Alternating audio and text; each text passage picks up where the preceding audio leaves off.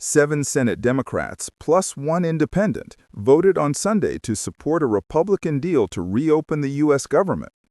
The defections broke a weeks-long deadlock, during which the Democratic Party resisted pressure to end the longest-ever U.S. shutdown. During that period, the main reason the Democratic senators gave for refusing to back a funding deal was the expiry of health care subsidies, which they said would hit millions of households. So who are the group who sided with the Republicans, and what have they said to justify crossing the floor? Tim Kaine. The first thing to say about them all is that none of them faces re-election in 2026, and Virginia Senator Kaine is no different. Known to many as Hillary Clinton's running mate in the 2016 presidential election, he said he backed the Republican deal because it would protect workers and set the U.S. on a path towards fixing Republicans' health care mess. U.S. Senate advances deal aimed at ending shutdown. His state is home to about 300,000 federal employees, many of whom are off work without pay because of the shutdown.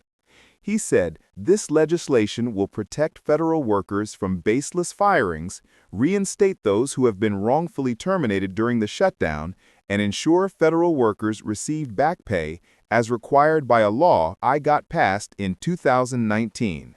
Jeanne Shaheen, the New Hampshire senator, was one of the architects of the deal that advanced on Sunday. She praised it as one that restores a cross-party spending process, including funds for food assistance and health care for military veterans.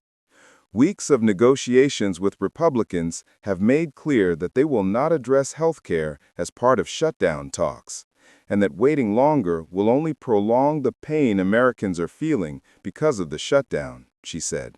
Catherine Cortez Masto, of Nevada, had already voted more than a dozen times to reopen the government. "We have federal workers that were suffering," she said after Sunday's vote. "We have airport controllers, and we were seeing lines to our food banks in northern Nevada. These were lines that I hadn't seen since the pandemic." John Fetterman. Like Masto, Fetterman has been voting to open the government since last month. The centrist Democrat representing Pennsylvania said, "After 40 days as a consistent voice against shutting our government down, I voted yes for the 15th time to reopen. I'm sorry to our military, SNAP recipients, Gov workers, and Capitol Police who haven't been paid in weeks. It should have never come to this. This was a failure." This was the first part of the video.